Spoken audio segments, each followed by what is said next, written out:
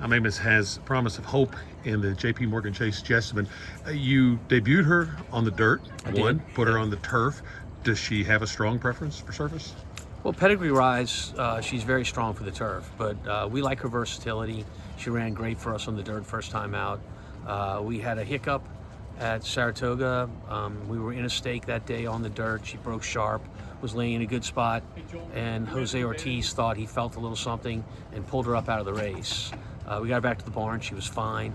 We went right back into training her, and then we came back at Kentucky Downs to race her. And Kentucky Downs is a little tricky turf course, and it can be. We were down towards the inside that day. We were stuck there, and it's not where we wanted to be, but it's where we ended up.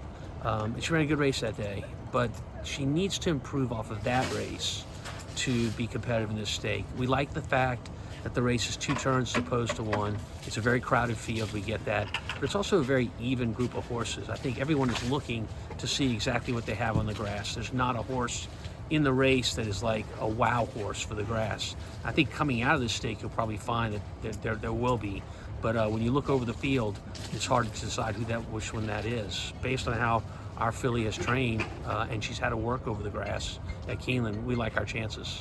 I think the conventional wisdom is those Kentucky Downs races build fitness. Do you subscribe to that? Yeah, I'll go for that.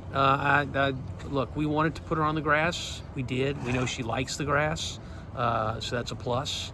And again, we're looking forward to seeing what she does at Keeneland, having practiced well over the turf. And it's a different kind of turf course, so she handled that well. I think that's important to note. You know, the Kentucky Downs track is not a conventional American track. It's uphill, downhill.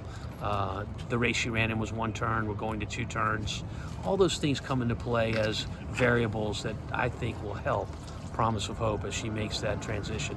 Excited about anything else you might have opening weekend? Yeah, look, I mean, we're going to take a shot in a few spots. They're both win and you're ins, and so when you get in these win and you're in races, you know what you're coming into, a tough field. So on Saturday, we'll have Little Tootsie in the Thoroughbred Club of America race.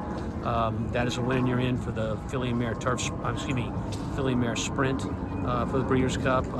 She's an off-the-pace type, and we're hoping, had a great summer, and we'd like to see some speed in that race based on what we think are the horses that are going in there. We're going to get that. We're going to get quite a bit of speed.